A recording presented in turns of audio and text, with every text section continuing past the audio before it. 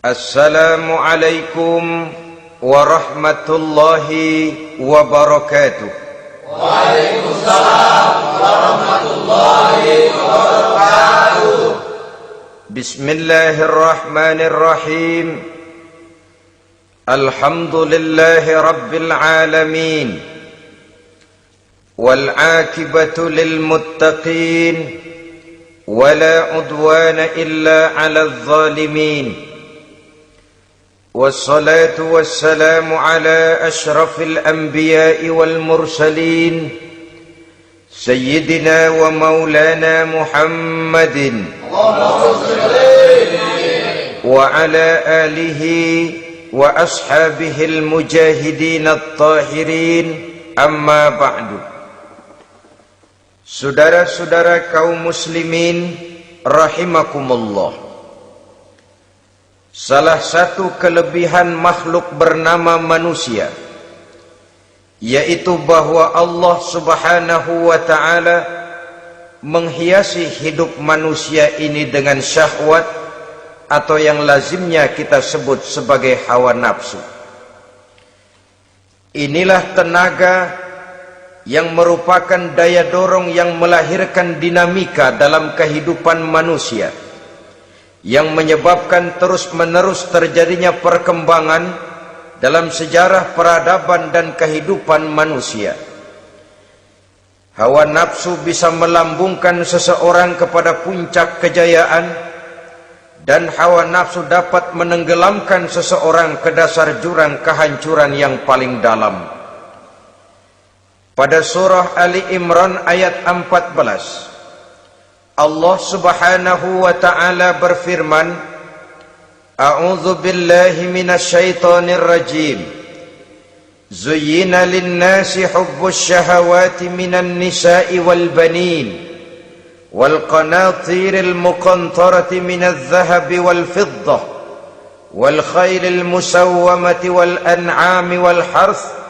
Dzalika mata'ul hayatid dunya. Wallahu indahu husnul ma'ab. Mari kita perhatikan ayat ini lebih dekat lagi.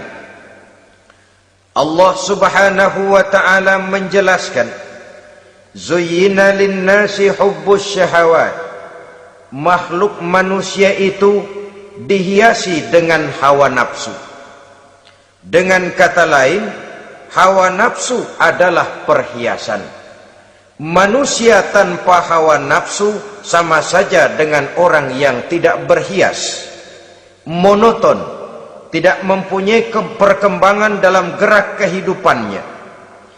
Tetapi kalau hawa nafsu adalah perhiasan, maka jika kita berbicara soal perhiasan, ada dua hal yang harus menjadi catatan pokok. Pertama, kapan satu perhiasan boleh kita pakai? Yang kedua, di mana perhiasan itu harus kita pakai? Kalau saudara berdandan rapi, pakai sepatu dengan kaos kaki, celana, jas, pakai dasi segala macam, tapi itu saudara lakukan pada saat saudara akan pergi ke WC, maka saudara sudah memakai perhiasan tidak pada waktu yang tepat. Begitupun sebaliknya, kalau jam tangan saudara pakai di kaki, kopiah saudara pasang di kaki, lalu sepatu naik ke atas jidat, maka saudara memakai perhiasan tidak pada tempatnya yang tepat. Demikian juga sifat yang bernama nafsu. Kapan dia boleh diperturutkan, di mana dia boleh disalurkan, adalah tugas daripada agama untuk mengatur syahwat atau hawa nafsu. Lihatlah kehidupan malaikat. Malaikat makhluk yang diciptakan Allah tanpa hawa nafsu. Maka kehidupan malaikat monoton. Malaikat tidak mempunyai peradaban dan kebudayaan. Malaikat adalah makhluk yang secara instingtif diciptakan untuk berbakti, tidak punya alternatif atau pilihan lain. Saudara lihat, Ada malaikat yang sejak diciptakan diperintahkan untuk sujud, sujud saja sampai sekarang, enggak bangun-bangun. Ada malaikat yang sejak diciptakan diperintahkan untuk tasbih, tasbih saja, yang lain tidak.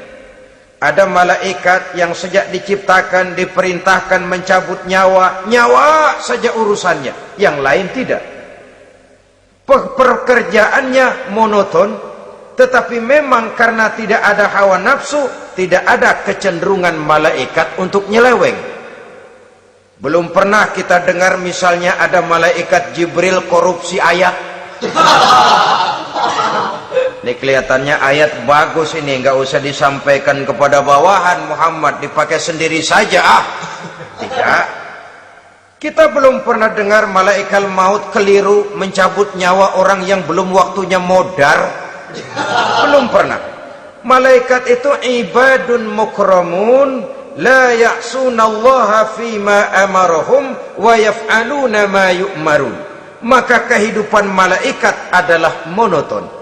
Dinamika tidak ada, peradaban dan kebudayaan juga tidak ada. Andai kata bumi dan seluruh isinya diserahkan kepada malaikat untuk mengisinya, barangkali saudara tidak akan pernah kenal jembatan Semanggi, saudara tidak akan pernah kenal Monas, gedung-gedung bertingkat, gedung-gedung pencakar langit. Semua yang menggerakkan itu adalah karena manusia mempunyai hawa nafsu. Nah, kemudian pada kalimat berikutnya Allah memberikan rincian. Apa nafsu kepada apa yang paling menonjol dalam kehidupan manusia itu? Pertama, minan nisa, hawa nafsu kepada perempuan. Ini tentu yang ditujukan laki-laki. Dimanapun saja makhluk bernama laki-laki, kalau dia normal, tidak impoten, mesti suka kepada perempuan. Itu wajar, bin pantas alias normal. Tetapi tadi saya katakan di awal, nafsu kepada perempuan adalah perhiasan. Kapan makainya, di mana makainya, itulah tugas agama memberikan tuntunan dan aturan.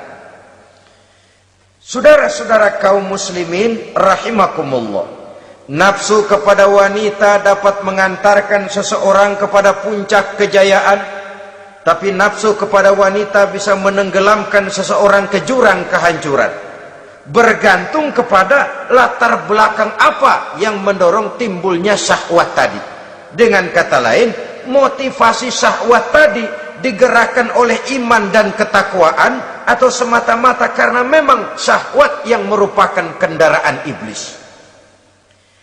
Penyelewengan pertama yang terjadi dalam sejarah kehidupan manusia adalah penyelewengan yang dilakukan oleh Nabi Adam alaihi salam pada saat ia memetik buah khuldi. Kenapa itu dilakukan oleh Nabi Adam? Karena terdorong oleh rasa sayang dan cinta kepada istrinya Hawa. Sebenarnya Hawa lah yang merajuk, Siti Hawa lah yang membujuk, dan Nabi Adam oleh karena syahwatnya kepada istrinya memperturutkan bujukan Siti Hawa itu. Peristiwa Nabi Adam ribuan tahun yang lalu akan terus relevan sampai ke zaman kita sekarang ini. Berapa banyak orang-orang yang karena terlalu ingin menyenangkan istrinya, lalu tidak segan-segan melakukan perbuatan-perbuatan yang menyimpang, baik itu merugikan orang lain, merugikan masyarakat, bahkan merugikan bangsa dan negaranya. Seorang pedagang tidak akan segan-segan menipu. Sebaliknya pun begitu. Tidak jarang wanita di dalam kelemahannya bisa menenggelamkan dunia. Seorang suami yang jujur, polos, lugu, sederhana bisa jadi koruptor ulung karena didorong-dorong oleh istrinya. Istrinya barangkali bisa saja dibakar-bakar oleh tetangganya. Suaminya jujur, sederhana, kepala bagian, tempatnya basah tapi melarat. Istri rupanya tidak sabar melihat gaya hidup yang makin konsumtif, persaingan yang makin tajam. Suaminya dikipas-kipasin. Kata istrinya, bang, tetangga sebelah kita lakinya pegawai kecil, bang, tapi gelangnya kayak pelek beca. Abang ini kepala bagian tidak bisa membelikan saya macam itu, percuma lah. Kata suaminya, ya bagaimana bu, gaji saya cuma segitu-gitunya. Ya namanya kepala bagian, apaan, kayak sahabat dulu. Kalau sudah berpikir ke arah ini, artinya sudah ngipasi suaminya untuk melakukan tindakan yang tidak wajar. Saudara-saudara kaum muslimin rahimakumullah, sejak zaman klasik sampai kepada zaman kita sekarang ini, kita melihat kecenderungan syahwat kepada wanita ini. Julius Kaisar yang katanya gagah perkasa, ternyata tunduk di bawah kaki Cleopatra. Napoleon Bonaparte, the Lion of Europe, singa daratan Eropa, luas kekuasaannya, gagah perkasa tentaranya, kepada siapa dia tunduk? Ke bawah kakinya Margaret Josephine. Demikianlah di zaman kita sekarang, kita melihat di Jepang, betapa Perdana Menteri Uno didesak mengundurkan diri dari jabatan Perdana Menterinya oleh karena terlibat skandal dengan geisha. Kita juga melihat di Amerika betapa Senator Gary Hart dari Partai Demokrat yang masih muda, jenius, diharapkan masa depan Amerika lahir dari tangannya, terpaksa mengundurkan diri dari calon presiden oleh karena terlibat skandal dengan Donna Rice.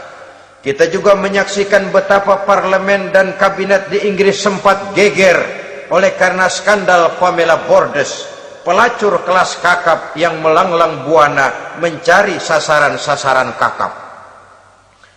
Ini adalah kisah kejatuhan yang diakibatkan oleh hubbus syahawat minan nisa. Oleh karenanya benar jika Nabi kita menyatakan an-nisa'u imadul bilad, wanita adalah tiang negara. Jikalau baik wanita, baik negara. Jikalau rusak wanita, hancur negara. Kalau syahwat kepada wanita cuma semata-mata karena syahwat, maka seorang laki-laki akan memandang wanita cuma sekedar alat pemuas hawa nafsu. Nilainya rendah. Sedangkan agama kita mengajarkan ma akraman nisaa illa karimun wa ma ahanan nisaa illa laimun, kata Nabi. Tidak akan menghormati kaum wanita kecuali orang-orang yang terhormat, dan tidak akan merendahkan derajat kaum wanita kecuali memang orang-orang yang rendah moralnya.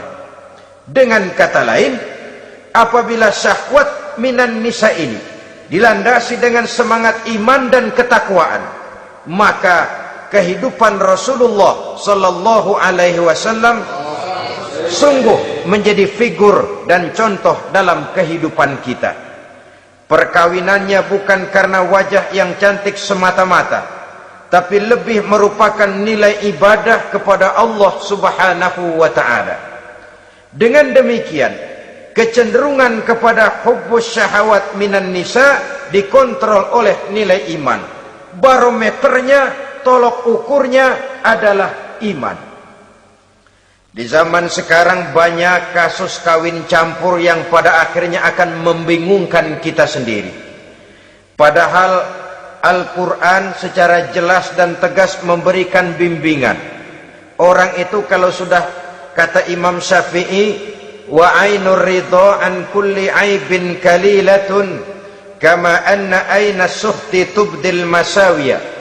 Mata kalau dibalut cinta dia buta terhadap nista, tapi mata kalau dibalut benci hanya melihat yang keji-keji saja. Biasanya cinta kepada wanita memang bisa menimbulkan dorongan yang positif, tapi juga bisa membuat seseorang buta sama sekali. Dorongan yang positif paling kurang dari segi penampilan. Coba lihat lelaki kalau lagi demen perempuan, lenjeh banget kan. Sisiran rambutnya rapi, teriskaan bajunya lancip, sepatunya mengkilat, kantong celananya tebel, perkara anduk isinya bukan soal. yang penting kan gaya. Lalu dinamis, kreativitasnya ada saja timbul. Tapi pada sisi lain, jikalau orang sudah kehilangan pertimbangan, juga kadang-kadang tidak segan-segan mengorbankan akidah, mengorbankan nilai-nilai iman. Padahal ini taruhan utama, sampai Quran dengan tegas memberikan peringatan. Wala ammatun mu'minatun khairun min musyrikatin walau a'jabatkum. Perempuan budak yang hitam legam, kalau beriman itu lebih baik untuk dinikahi daripada wanita cantik berkulit kuning langsat tapi musyrik. Lebih baik budak yang hitam legam beriman daripada wanita cantik berkulit kuning langsat berhati bangsat. Tapi kita kadang kehilangan pertimbangan. Karena agama, karena cinta agama digadaikan. Karena cinta akidah terjual. Karena cinta keyakinan jadi korban. Ini semua penyakit yang datang dari hubbus syahawat minan nisa, kecenderungan mengumbar nafsu kepada perempuan. Ini memang perhiasan, tapi bisa juga jadi bumerang dalam kehidupan manusia. Berapa banyak penyelewengan terjadi karena pengaruh wanita yang tidak bisa jadi bisa. Ini pengaruh di dalam kehidupan memang sedemikian besarnya. Sehingga saudara-saudara kaum muslimin, inilah yang perlu dikendalikan dalam kehidupan, kapan dan di mana. Kalau nafsu adalah perhiasan, kapan dan di mana perhiasan itu harus kita pakai, di mana dia harus kita tempatkan. Begitu juga yang menyangkut soal perempuan. Kapan? Ya kapan? Tentu kalau sudah nikah. Di mana? Yang jelas bukan di depan umum.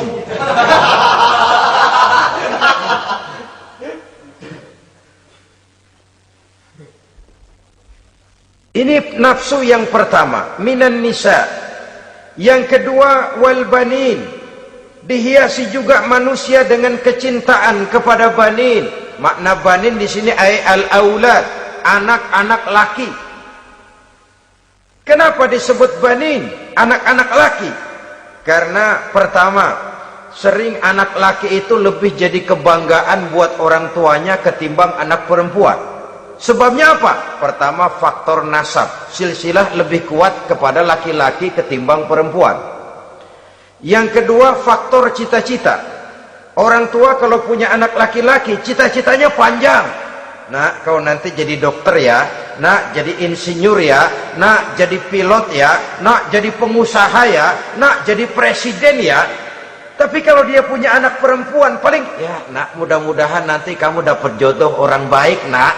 Dapat jodoh orang soleh. Saudara-saudara, yang ketiga, anak perempuan itu kalau sudah berkeluarga biasanya pindah kepada lingkungan keluarga lain. Sehingga orang berkata, punya anak perempuan banyak sebenarnya seperti agen. Artinya ada yang mau bawa, kan begitu. Ada yang minta, ambil. Ada yang berminat, buntel. Paling dia nengokin orang tuanya ya lebaran.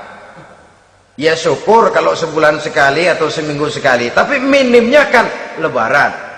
Dengan demikian dari garis nasab ini lebih kuat al-banin ketimbang al-banat. Manusia dihiasi dengan kecintaan kepada anak-anak. Sering karena terlalu cinta kepada anak, kita menjerumuskan anak. Terlalu sayang kepada anak, segala maunya kita perturutkan tanpa kendali dan kendala. Akhirnya sifat yang demikian itu malah mendorong anak untuk manja, tidak percaya kepada kemampuan yang dimilikinya, selalu mengandalkan kepada kebesaran, kemampuan daripada orang-orang yang dibanggakannya itu. Dan dalam kondisi demikian kedewasaan dan tanggung jawabnya akan lambat berkembang. Maka Allah Subhanahu wa ta'ala memperingatkan bahwa harta dan anak bisa menjadi fitnah. Dalam ayat lain Allah juga memperingatkan, ya ayyuhalladzina amanu la tulhikum amwalukum wa auladukum an dzikrillah. Wahai orang-orang yang beriman, jangan sampai hartamu dan anak-anakmu memalingkan kamu daripada mengingat Allah. Jangan sampai kesibukanmu kepada anak dan harta benda menyebabkan kamu sampai lupa mengingat Allah Subhanahu wa ta'ala. Berapa banyak manusia yang tenggelam dengan melupakan Allah, jauh dari agama, jauh dari tuntunan syariat, oleh karena disibukkan oleh persoalan anak dan persoalan harta benda. Maka satu-satunya jalan, jikalau kita tidak ingin anak kita sampai memalingkan kita daripada mengingat Allah, nilai-nilai keimanan harus ditanamkan kepada mereka sedini mungkin. Dengan bekal ini, maka mereka, anak-anak kita, insya Allah tidak akan membuat kita orang-orang tua ini berpaling daripada mengingat Allah, berpaling daripada kehidupan beragama. Memang karena anaklah kita orang tua peras keringat banting tulang, pergi pagi pulang sore cari nafkah. Karena anaklah kita orang tua, kepala jadi kaki, kaki jadi kepala. Asal mereka bisa menikmati hari depan yang lebih baik dari yang kita nikmati sekarang ini. Tapi berapa banyak juga orang-orang tua yang tidak sadar akan amanah berupa anak ini.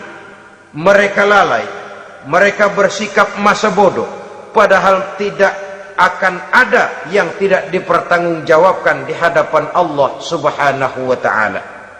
Orang tua bisa mendapat pensiunan pahala kalau anaknya tumbuh menjadi anak yang soleh.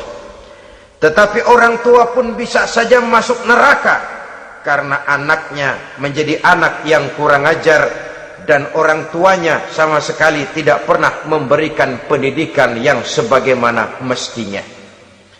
Saudara-saudara kaum muslimin rahimakumullah, kita tentu berharap memperoleh pensiunan pahala dan bukan mendapat tambahan dosa dari kekurang ajaran anak-anak kita akibat kita sebagai orang tuanya tidak pernah mau mendidik mereka.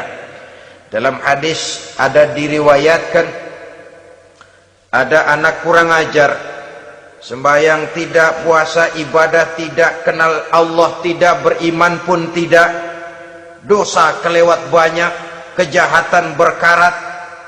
Di akhirat nanti disidang dia, ditanya, kamu kenal siapa Tuhanmu? Tidak. Kamu tahu siapa nabimu? Tidak. Kitab sucimu apa? Tidak tahu. Kiblatmu di mana? Tidak ada. Kamu sholat? Tidak pernah. Kamu puasa? Tidak pernah. Wah, kalau begitu kamu rusak sekali, kamu neraka. Anak ini mengajukan protes. Saya menuntut keadilan. Benar saya tidak kenal siapa Tuhan saya. Saya tidak tahu apa kitab suci saya. Saya tidak pernah mendirikan sholat, tidak pernah melaksanakan puasa. Pendeknya tidak ibadah dan tidak iman. Tapi semua itu terjadi sebab-sebabnya tidak lain karena orang tua saya tidak pernah mendidik dan mengajarkan saya. Orang tua saya tidak pernah mengarahkan saya ke jalan itu. Sampailah saya seperti keadaan yang sekarang ini. Orang tua saya enak-enakan ngaji, saya teler diantepin aja. Orang tua saya memegang kitab, saya megang botol. Dia tahu, dia diam saja. Dia tahu dan dia tidak memberikan peringatan. Karena orang tua saya lah, maka saya jadi seperti sekarang ini. Kalau saya harus masuk ke dalam neraka, saya menuntut keadilan agar orang tua saya juga ikut bersama saya gabung ke dalam neraka. Orang tuanya yang baik-baik dipanggil, sudah mau berangkat ke surga nih orang tua. dipanggil, "Ntar dulu mas, ini dulu." "Mau kemana, gancang banget?" "Surga pak." "Nanti dulu, urusan belum beres." "Ini benar anakmu ini?" Dilihat anaknya, iya anak saya ini. "Waktu di dunia nggak pernah diajarin ngaji?" "Nggak pernah." "Sampai dia nggak kenal Tuhannya, nggak kenal nabinya, nggak kenal kiblatnya, nggak kenal kitabnya?" "Iya." "Dia sembahyang, kamu diam, dia nggak sholat, kamu diemin aja?" "Iya kali." "Kenapa pakai kali? Yang benar ngomong." "Ramadan dia nggak puasa, kamu nggak tegur, kamu diam saja." "Iya." "Wah, kamu nggak tanggung jawab. Kamu tahu anak itu adalah amanah. Menyia-nyiakan amanah adalah khianat. Khianat adalah dosa besar. Jadi bagaimana saya?" "Ya kamu gabung sama anakmu, join ke neraka berdua bareng." Lantaran kamu tidak mau mendidik mereka, anak-anakmu, maka jadilah anak-anakmu seperti sekarang ini. Saudara-saudara kaum muslimin rahimakumullah. Sebaliknya, jikalau anak-anak kita yang kita cintai ini, yang merupakan buah hati belahan jantung, tumbuh dan berkembang menjadi anak-anak yang soleh, yang bermanfaat bagi masyarakatnya, bagi agama, bangsa dan negaranya, kita orang tuanya bolehlah tentram menerima pensiunan pahala. Menerima pensiunan pahala dari kesolehan anak yang ditinggalkannya. Alangkah nikmatnya mendapat pensiunan pahala. Terbaring kita di bawah pohon kemboja, nilai kebaikan kita dikenal orang, nama kita akan tetap hidup. Oleh karena kita meninggalkan anak-anak yang tumbuh menjadi generasi yang soleh, bukan anak yang salah. Oleh karenanya, kecintaan kepada anak jangan sampai membuat kita lalai dari mengarahkan mereka kepada kehidupan beragama. Di zaman sekarang ini, kecenderungan kita mengarahkan anak pun sudah kepada kecenderungan yang berbau materialistis. Maka yang ramai bagaimana anak bisa mengejar program MBA, Master of Business Administration, supaya keluar bisa jadi manajer. Bagaimana anak lalu kursus komputer, supaya keluar menjadi tenaga yang canggih di bidang komputer. Ya, kalau dia perempuan cantik, bagaimana dia bisa masuk Akademi Sekretaris and Management, supaya bisa jadi sekretaris. Atau bagaimana dia bisa masuk sekolah nyanyi, supaya nanti jadi penyanyi dengan tarik suara, uang lalu mengalir ke dalam kocek jutaan nilainya. Maka yang ramai pun hal-hal yang semacam itu. Dalam pada itu, pengajian, kursus-kursus keagamaan, study club yang membicarakan masalah-masalah agama, ramainya kadang-kadang kalau bulan Ramadan, dianggap training center. Ya lumayan, daripada tidak sama sekali mah lumayan. Tapi dengan demikian ini kan merupakan bagian terpokok dari kehidupan manusia. Alangkah idealnya jika dia mengantongi gelar MBA, Master of Business Administration, tapi punya nilai iman yang tangguh, ahli komputer tapi punya keyakinan beragama yang mantap. Dan ini harus ditanamkan lebih dahulu sebelum dia menguasai disiplin ilmu yang lainnya. Saudara-saudara kaum muslimin rahimakumullah, kecintaan kepada anak-anak sering mendorong seseorang untuk menimbulkan sifat nepotisme. Segalanya serba garis keturunan. Sejak ia jalur birokrasi sampai ke dalam kehidupan sehari-hari, nepotisme ini bisa terlihat. Orang kehilangan kondisi objektivitasnya. Mampu atau tidak soal lain. Bidangnya atau tidak bukan soal. Yang penting masih ada hubungan keturunan. Maka timbullah tumpang tindih untuk sesuatu pekerjaan yang tidak sesuai dengan kemampuan dan keahliannya. Di desa-desa kita melihat masjid, ketua masjid bapaknya, bendahara anaknya, sekretaris mantunya, Bilal besannya, kol beduk engkongnya. Pokoknya asal masih ada garis keturunan masuk, tidak minggir. Ini pada akhirnya kurang menciptakan pemerataan kesempatan. Iyalah kalau profesinya, tapi kan jarang yang demikian itu. Kita boleh cinta kepada anak-anak kita, tapi jangan lalu mempergunakan posisi yang kebetulan kita gunakan untuk menempatkan anak-anak kita lebih dari kemampuan yang mereka miliki. Nepotisme yang lahir, sehingga ini bukan saja tidak mendidik, tapi mengakibatkan terjadinya tumpang tindih. Tidak lagi berprinsip the right man on the right job, bahwa orang harus ditempatkan sesuai dengan keahliannya, tapi kita sudah berpikir subjektif, ahli atau tidak ahli, asal masih berbau keturunan, ayo silakan. Nepotisme yang akan lahir. Oleh karenanya, mencintai anak adalah sesuatu yang merupakan perhiasan di dalam kehidupan. Wajar, tetapi harus kita menempatkannya sesuai dengan semestinya. Ini yang kedua.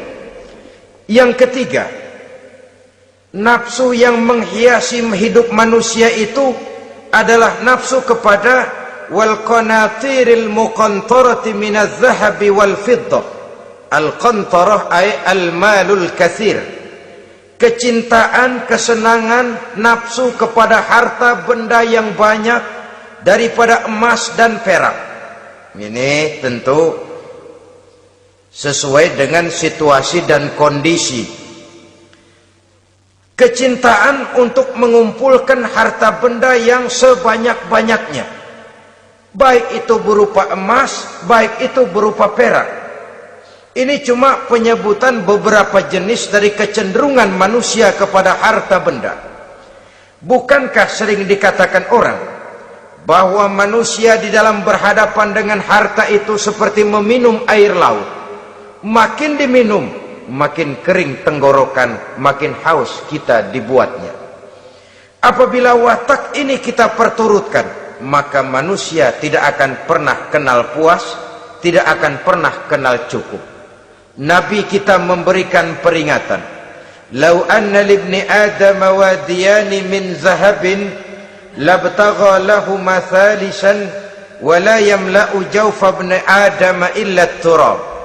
Andai kata manusia mempunyai dua buah ladang yang seluruhnya berisi emas, akan puaskah manusia? Tidak, mereka akan cari ladang emas yang ketiga. Wala yamla'u jawfa ibni Adam illa turab. Sungguh mulut manusia ini tidak akan pernah penuh terisi kecuali kalau sudah disumpal dengan tanah. Artinya kalau sudah dia dipendam di liang lahat baru cukup. Tetapi sepanjang dia masih bergerak, masih hidup dan bernyawa, masih bisa berusaha dan berbuat, dia tidak akan pernah mengenal puas. Ini akan mendorong manusia terjebak kepada menghalalkan segala cara untuk mencapai tujuan. Yang penting kaya, kan begitu. Dan cepat. Sebab sekarang orang sering motong kompas. Yang penting kan cepat kaya. Soal cara, kalau jujur aja mah, sampai kapan mau kaya? Perkara itu renten, bukan soal. Perkara itu judi, tidak jadi masalah. Perkara itu korupsi, menyangkut hak orang banyak, bukan soal. Yang penting cepat kaya. Dan anehnya lagi, tidak malu menumpuk kekayaan dengan cara yang tidak wajar. Ya kan orang hidup bermasyarakat tuh bisa dianalisa tuh. Emang usahanya apa sih? Gajinya sebulan berapa sih? Kok bisa gitu-gitu bener sih? Dari mana sih? Secara langsung orang tidak berani bertanya, tapi dari mulut ke mulut akhirnya tersebar jadi rahasia umum. Si Ano kan punya ano, dia anonya seano.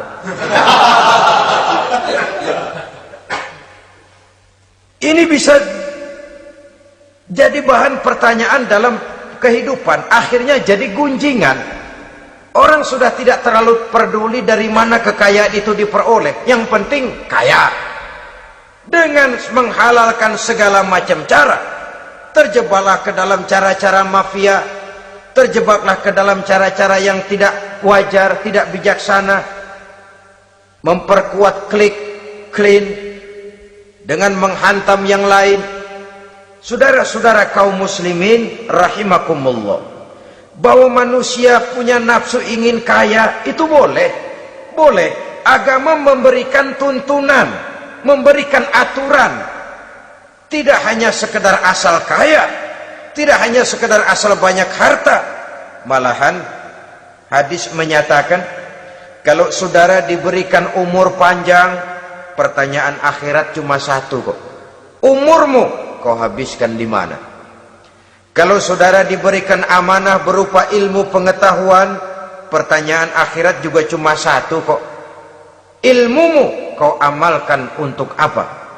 Tapi kalau kita diberikan amanah berupa harta benda, pertanyaan akhirat itu dua. Min aina iktasabahu wa fima anfaqahu. Dari mana hartamu kau dapat, kemana hartamu kau belanjakan. Dari mananya ditanya, kemananya juga ditanya, depan belakang ditanya. Dan kalau mempergunakan harta untuk kesenangan syahwat, orang berani bukan main. Tapi kalau untuk kepentingan agama, yang hakikatnya untuk kepentingan dirinya sendiri, berat seperti nyabut bambu dari ujung. Orang kalau menyumbang masjid 100.000, itu kan zohirnya memberikan panitia masjid, tapi hakikatnya kan dia nabung buat dirinya sendiri. Seolah-olah dia cuma berkata, Pak, tolong saya titip 100.000, ini untuk kepentingan saya di akhirat nanti. Silahkan uangnya mau dibelikan semen, pasir, kaca, pintu, jendela, silahkan. Saya cuma titip, ini untuk saya di akhirat nanti. 100.000 Pak. Zohirnya dia memberikan kepada panitia masjid, madrasah, pesantren, yatim piatu. Hakikatnya dia nabung buat dirinya sendiri di akhirat. Malah tabungan ini bukan SDSB namanya, SDBS. Sumbangan dana berhadiah surga, itu SDBS namanya. Sekarang orang mengejar SDSB, lalu berat mengejar SDBS, sumbangan dana yang berhadiah surga langsung dari Allah Subhanahu wa ta'ala. Coba kalau dia main golf, sewa lapangan golf itu 400-500 ribu sebulan, paling 4-5 kali main. Beli stick golfnya saja sampai jutaan. Datang panitia pembangunan masjid 100.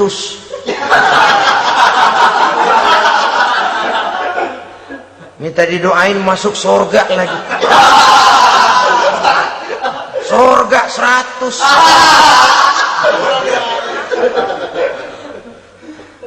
Saudara-saudara kaum muslimin rahimakumullah, kecintaan kepada harta benda yang banyak, baik berupa emas, berupa perak, mendorong orang untuk berlomba-lomba yang Allah peringatkan dalam Al-Quran, alhaakumut takatsur hatta zurtumul maqabir. Kamu telah lalai akibat kamu berlomba-lomba memperbanyak materi dunia. Hatta zurtumul maqabir, sampai kamu dekat masuk ke liang kubur, baru rupanya sadar bahwa perlombaan ini tidak akan pernah sampai ke garis finish. Betapapun jauhnya rally Paris-Dakar, garis finishnya ada. Betapapun hebatnya medan yang ditempuh, buasnya gurun pasir Afrika, garis finishnya pasti ada. Itu kan rally yang terbuas di dunia katanya, Paris-Dakar. Tapi garis finishnya ada. Namun jikalau kita berlomba memperbanyak harta, kita tidak akan pernah sampai ke garis finish. Yang kecil-kecilan aja dah. Kalau orang ditanya, kamu kenapa sih belum mau sembahyang? Ya bagaimana mau sembahyang Pak, tinggal di Jakarta masih kontrak. Saban habis tahun diubur-ubur yang punya rumah. Kalau punya rumah sendiri walaupun kecil-kecilan, saya mau ibadah Pak. Ya, diberikan rezeki oleh Allah, bisa bikin rumah walaupun kecil-kecilan. Belum juga mau sembahyang. Kok belum juga sembahyang? Iya Pak, rumah emang udah punya sendiri, cuman kecil Pak. Atasnya atap, kalau hujan aja bocor.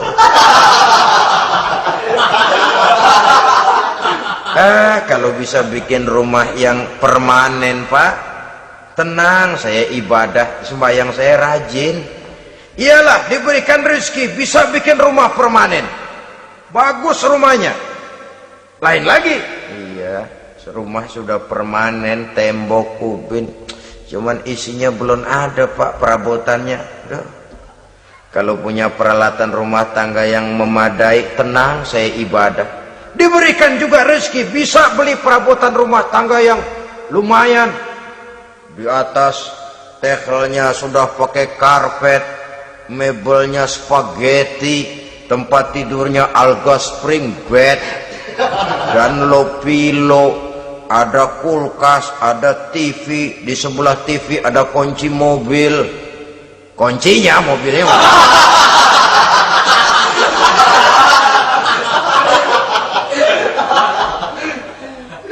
bagaimana? Sekarang sudah cukup perabotan. Perabotan sudah ada Pak, cuman kendaraan belum punya ini. Kemana-mana masih ngukur jalanan aja. Kalau punya kendaraan enak, kemana-mana cepet Pak, mau ke masjid juga getap dah, rajin. Diberikan rezeki bisa beli kendaraan. Lain lagi nanti, sudah punya sepeda, pengen punya motor, kepengen punya mobil, kepengen punya pesawat terbang, pengen punya kapal induk. Sudah punya kebun, pengen beli sawah, sudah punya sawah, pengen punya gunung, sudah punya gunung, laut diborong. Perlombaan materi tidak akan pernah membawa kita ke garis finish, karena sifatnya sangat abstrak, bahkan akan mendorong kita seperti gurita, cenderung kepada penyakit tamak bin rakus alias serakah. Dengan demikian saudara-saudara, bahwa kecintaan kepada harta merupakan nafsu, dan nafsu itu adalah perhiasan. Dia bisa menjadi daya dorong positif. Kalau dalam upaya memperoleh harta itu kita tidak akan keluar dari tujuan keridhaan Allah. Saya cari nafkah tapi yang Allah ridho. Saya ingin kaya tapi dengan cara yang Allah ridho. Ini kunci yang akan menyelamatkan kita manusia dari perangkap menghalalkan segala cara. Ini yang ketiga. Yang keempat, dihiasi manusia itu dengan nafsu kepada wal khailil musawwamah, kuda yang bagus, kendaraan yang bagus, kuda yang terpelihara. Al musawwamah ada yang mentafsirkan ar-ra'iyah. Ar-ra'iyah itu yang digembalai, binatang ternak, kuda yang digembalai atau kuda yang diikat. Artinya kalau dulu kan yang namanya tuan-tuan tanah itu baru dibilang bejeger kalau kemana-mana naik kuda. Jet set zaman dulu itu udah kelompok jet set, itu kendaraan. Kalau sekarang baby band dah, dulu mah kuda band.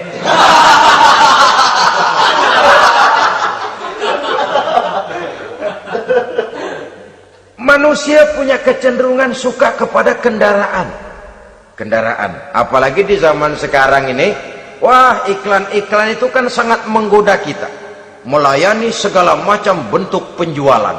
Nah, ini lalu terangsang biar duit cekak. Kalau udah ngebaca itu, wah, berani banget dah.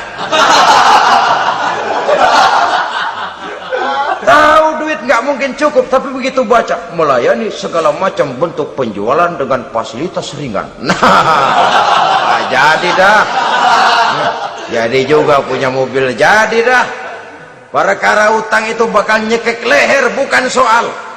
Kasihan saudara-saudara kita di daerah-daerah yang terjebak kepada iklan-iklan merangsang, yang akhirnya di luar kemampuan, sehingga terjebak pada saat dia harus mengembalikan kredit, dia tidak mampu, barang disita, uang hangus, nyengir deh. Bekipas sembari tahlil. Habis arang besi binasa. Bahwa kita menginginkan kendaraan yang serba baik, silahkan. Tiap akhir tahun ganti merek, keluar yang baru, ganti lagi. Itu kalau orang yang mampu. Buat kita yang tidak mampu, kenapa tidak bersyukur melihat yang lebih rendah di bawah kita? Alhamdulillah kita punya mobil, tangga kita cuman punya motor. Yang punya motor, syukur kita punya motor bisa rada cepetan. Tangga sebelah punya sepeda, mana-mana kekejek mulu. Yang punya sepeda, alhamdulillah punya sepeda. Tangga sebelah kemana-mana jalan kaki. Yang jalan kaki, syukur masih bisa jalan. Teman sebelah lumpuh bertahun-tahun gak. Yang lumpuh, alhamdulillah masih hidup. Tangga sebelah kemarin out nggak balik lagi. Saudara-saudara, saya pikir menengok ke atas itu perlu supaya ada rangsangan kita untuk maju. Tapi menengok ke bawah pun juga lebih perlu agar kita mensyukuri yang ada dan tidak suudzon, tidak buruk sangka kepada Allah. Apa yang diberikan Allah kepada kita sekarang ini, itulah yang terbaik menurut Allah untuk kita. Saudara-saudara kaum muslimin rahimakumullah. Dahulu ada seorang pemuda, matanya buta. Dia mengeluh, ya Allah, kenapa saya dilahirkan dalam keadaan buta? Apa dosa saya? Apa salah saya? Andai kata saya tidak buta, saya melihat keindahan alam ini, saya lebih akan bersyukur kepadamu ya Allah. Nah sudah, dia berburuk sangka kepada Allah. Satu hari, ini Raja Baduy di pedalaman mengerahkan tentaranya menculik anak-anak muda. Ini Raja Baduy ini kanibal, artinya suka makan daging manusia. Anak-anak muda ini diculik. Yang masih muda-muda ya, kalau kambing muda itu kan di sop rada sedap. Rupanya ini Raja kanibal ini begitu. Anak-anak muda termasuk ya pemuda yang buta tadi itu kena culik. Ya sudah diculik, rawatlah di istana raja ini, diberikan pakaian bagus, dikasih makan serba enak. Sebab apa? Supaya badannya gemuk. Setelah gemuk nanti dipotong di sop legit. Sudah, kerjanya cuma makan tidur, fasilitas nikmat, tidur enak. Udah giliran dapat 1 bulan 2 bulan kemudian, ketika mau diambil anak-anak muda ini, raja sendiri yang milih mana yang disop duluan nih. Sampai giliran anak muda yang buta ini, raja geleng kepala. Yang begini mah buta, dagingnya nggak enak. Ini satu lepas aja, lepas. Saya mau makan daging orang buta, lepas saja. Pulang ini anak muda, batinnya bersyukur, sujud syukur, ya Allah, katanya, untung saya buta. Coba kalau saya nggak buta, udah habis saya disop. 2 bulan yang lalu dia mengeluh, ya Allah, kenapa saya dilahirkan dalam keadaan buta? Sekarang dalam pulang ke rumah, perjalanan menuju ke rumah, dia berkata, alhamdulillah, andai kata saya tidak buta, habis badan saya disop oleh raja yang kanibal tadi itu. Saudara-saudara kaum muslimin rahimakumullah. Jadi dengan demikian, pola hidup yang konsumtif sesungguhnya sangat tidak mendidik apabila dilatar belakangi oleh kemampuan yang tidak menunjang. Dengan demikian setidaknya mendidik orang untuk berkhayal. Anak-anak muda sama merek mobil ngerti banget dah, punya kagak? Ini BMW model terakhir nih. Nih kemarin gue ngeliat di sana, gue megang rame banget.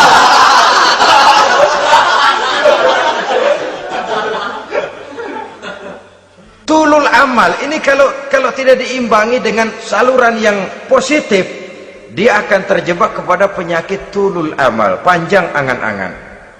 Baiklah ya, wal khailil musawwamah. Yang keempat, yang kelima maksud saya, wal an'am, cinta kepada binatang ternak. Manusia ini kan punya kecenderungan macam-macam. Setelah rumahnya bagus, hartanya banyak, kendaraannya cukup, ingin beternak. Jadilah peternak. Ini kecenderungan manusia, wajar saja sepanjang didapat dan dilakukan dengan cara-cara yang wajar.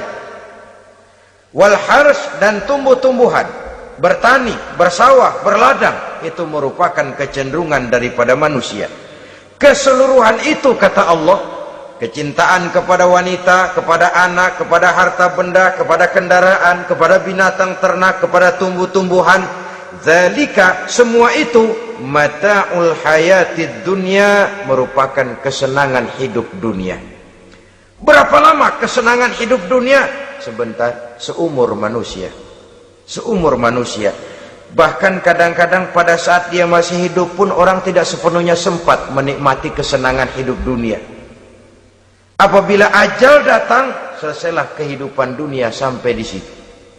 Orang-orang kafir, buat mereka surganya di dunia ini.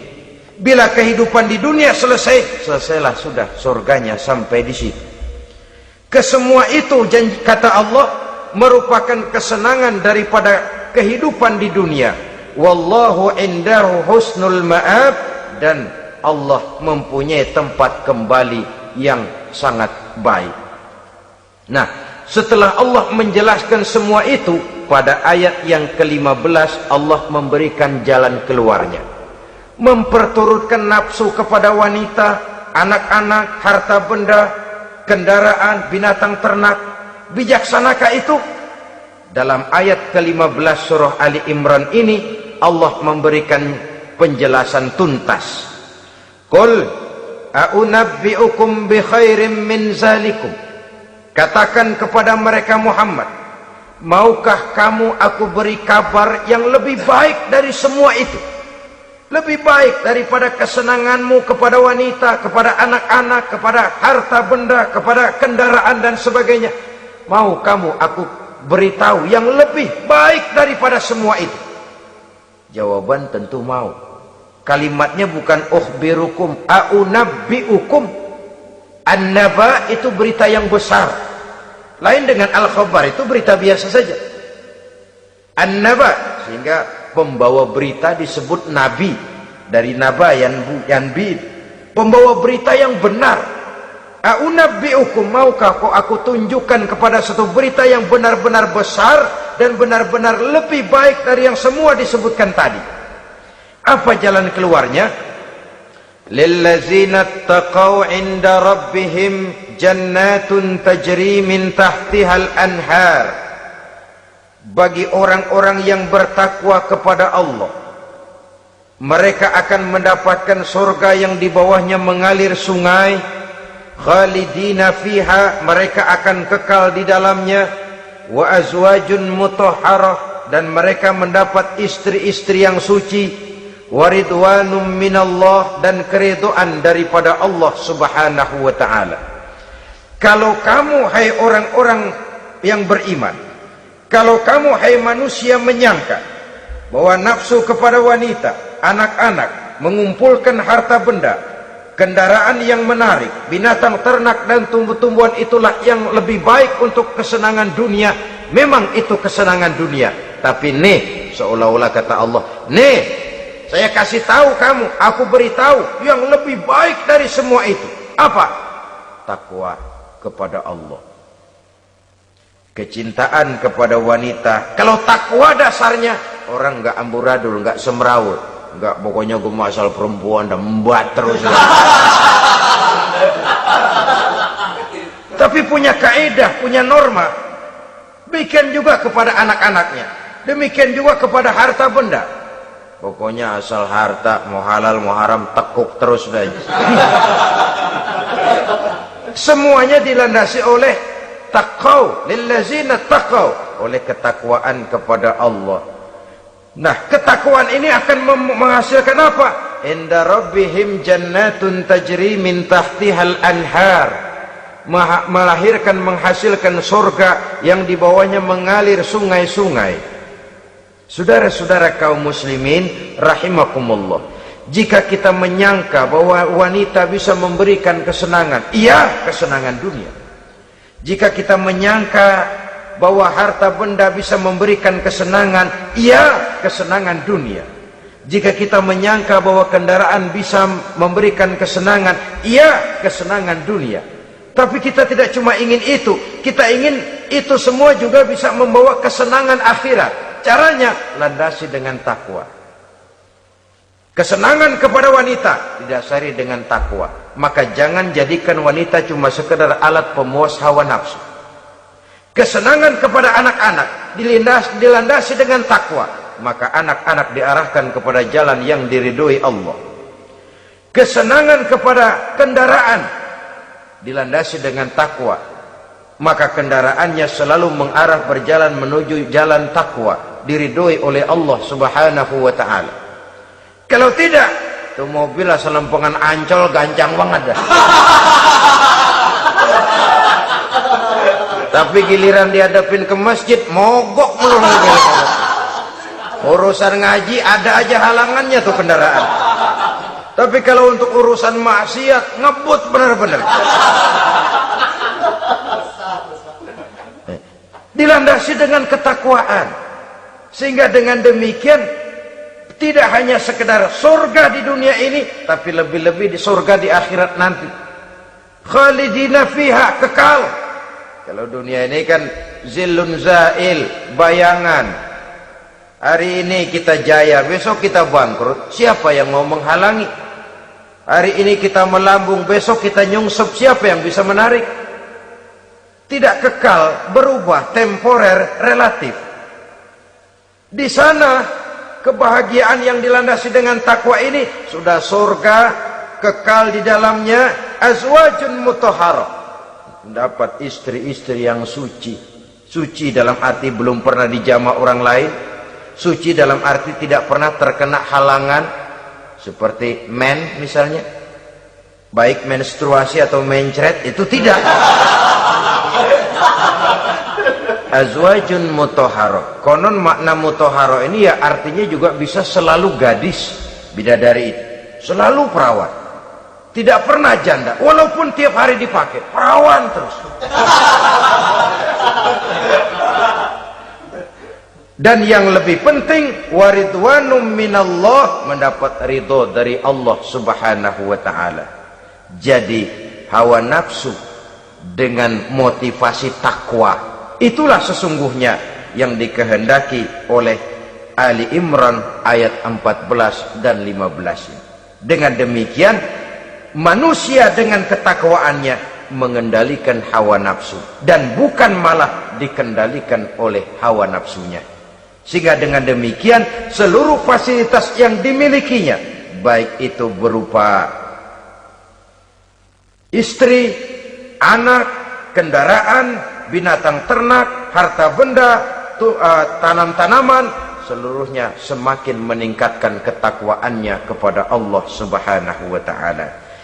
Mudah-mudahan kita bisa mencapai tingkat ini, di mana kita hidup mampu dan sanggup mengendalikan nafsu, bukan malah dikendalikan oleh hawa nafsu.